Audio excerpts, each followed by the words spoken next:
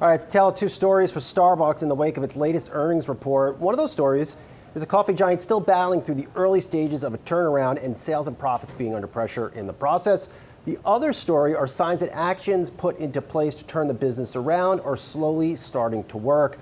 Joining me now is the leader pulling the levers on all of those actions, Starbucks Chairman and CEO Brian Niccol. Brian, always nice to see you and get some time with you here. So you called out some positive things on the earnings call last night. I think that's what the stock is taking its cue from.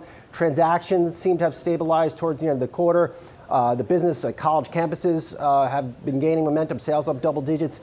But my question to you is this, Brian. Why is it taking perhaps longer than expected for these positive indications and your turnaround actions to show up, I guess, more clearly in the top and bottom lines? Yeah, hey, Brian, good to be with you. Here's what I would tell you. When I got here about 10 months ago, we said we were going to get going on this back to Starbucks strategy, which really is founded first and foremost on resetting our operating platform. Unfortunately, I think there were some choices made before me that really set us back on our ability to create that great customer connection between our barista and customer and provide the type of customer service that the Starbucks brand, frankly, is known for and should be known for. And so that's really why we created the Green Apron service model. It's all around basically providing the right labor in store so that our partners have the right amount of time to execute the tasks that they need to execute, and then also be able to give the customer service and that connection to our customers that we want to provide. And also as a part of this, we had to bring some order to mobile order. We had to make sure that we were staffed and deployed correctly for the drive-through. Look, I'm really proud of where we are, and the fact that actually during our pilot across 1,500 stores, we saw tremendous progress on both, the order to mobile order, the ability to be deployed correctly, the ability to provide the right customer service experience, which gave us the confidence to say, rather than just doing this across a couple thousand stores, we're going to put it across all our stores. And that's really what I was referencing in the call, which is, hey, that's what has us ahead of schedule, is getting the operating foundation back in place, getting back to being a world-class customer service company, and really setting up the expectation that you're going to have the ability to have the community experience you want in our cafes and the connection that you want with our baristas. And, I think with that strong foundation, it sets us up nicely then to start innovating correctly across our business, whether it's in tech, menu, or the rewards program. Brian, your to-do list at Starbucks, it's long. You got to get the mobile ordering right. You got to bring lines down the store. You got to keep the workers happy in locations. You're also trying to reinvent what these stores look like. But at the end of the day, are the challenges deeper to overcome at Starbucks than when you first signed on? Look, I think what's great is these challenges are all within our control. And so, and I think that's what we're demonstrating with the Green Apron service model is, yes, there's a list of challenges that we have to take care of, but they're all things that are very much in our control. And I think if we stay focused on those key areas, we'll continue to make great progress. And that's really what you've seen. Over the last 3 quarters, we've made progress on transactions. We've made progress in our value perceptions. We've made progress on mobile order, and we're going to continue to do that. And what's next is once we get the Green Apron service model across the business, you'll see us, start layering in the innovation that also is a part of the DNA of Starbucks. So I'm really optimistic about where we can get this business in the future. And, I think we're working on the right things and we're making progress on the right things. Brian, I want to bring in Yahoo Finance's Brooke DePalma. She's been covering a lot of the operational and turnaround strategies that you've been working on. Brooke, I know you had some questions for Brian. Absolutely. Brian, I'm curious what exactly the inflection point will be here. What can you tell investors on when U.S. same-store sales growth will return to positive? Yeah, look, I think, what I was trying to share with everybody is when you get this operating model in place, what we have seen consistently is we see great progress in the morning day part, and then we also see progress throughout the balance of day. And the reason why you have both of those things happening is we're now staffed correctly with the right number of partners deployed in the right positions to then execute that morning peak. The other thing is we're reducing the number of hours with minimum staffing. And so by reducing the number of hours of minimum staffing, we're able to provide better customer service throughout the day. And that's really what this boils down to is people want to get the experience of their Starbucks coffee every single time. And whether that experience is through the drive-through, mobile order pickup, or in the cafe, we believe those things set a really strong foundation, demonstrate the value of our company and our brand.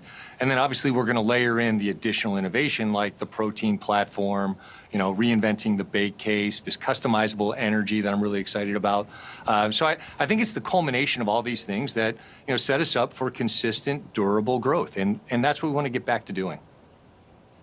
Brian, I'm excited for the protein coffee, but also on the call, you were asked exactly about cup sizes. How do changes, are they coming to cup sizes, and how does this play into your overall redo of the U.S. store portfolio?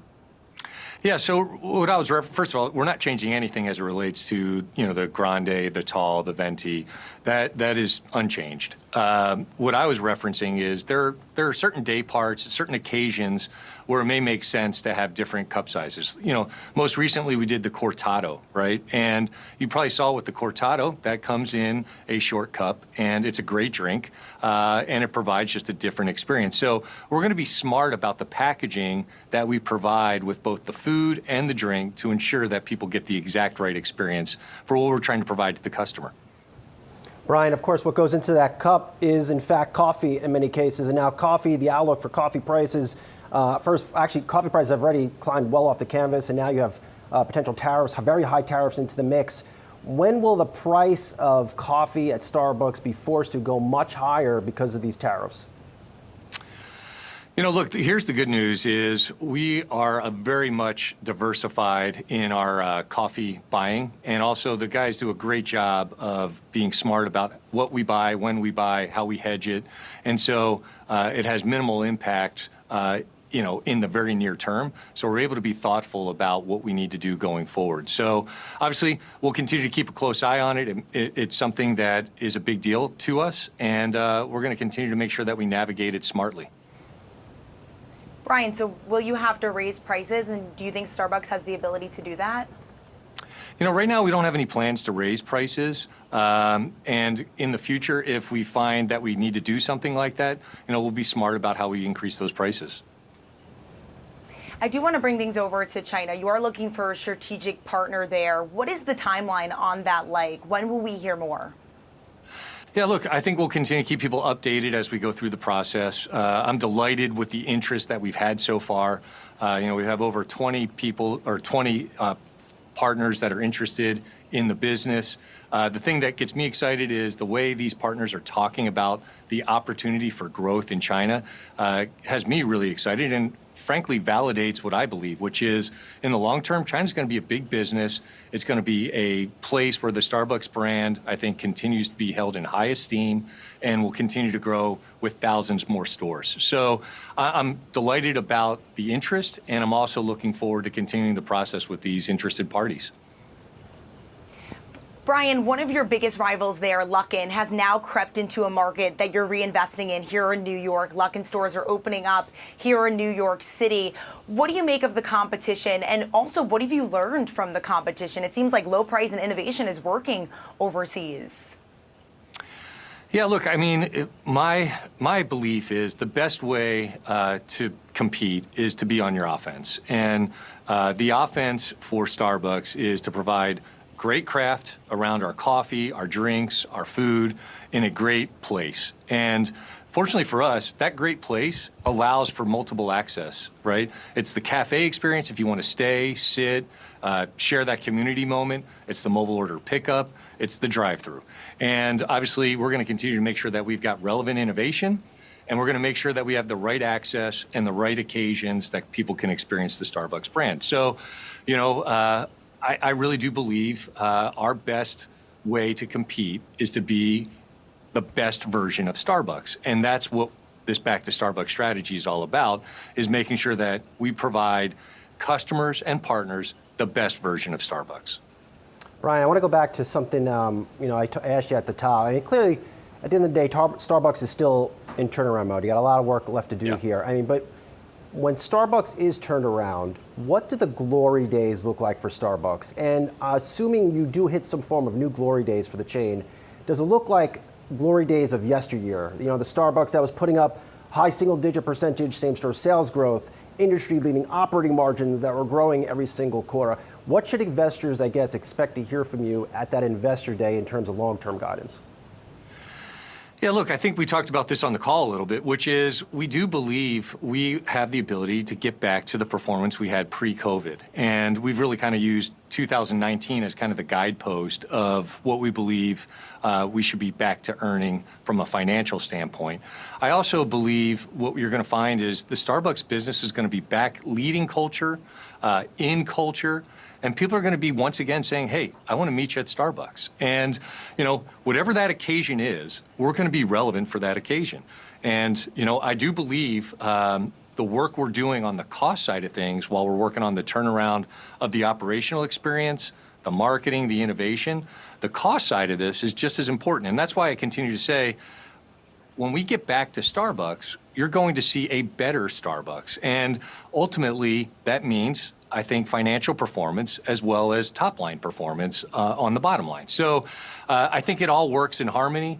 We know this over and over again. When you get the top line growth, good things happen on the bottom. And what we're going to ensure is that that top line growth flows to the bottom line. And I think what we've done in the past is a good indication of what we can do going forward. Let's get that protein coffee out there, Brian. I'm down for it after the gym. Starbucks Chairman and CEO Brian Niccol, always nice to see you. Brooke DePalma, thank you for hopping on as well. Appreciate it, guys. Yeah, thanks, guys.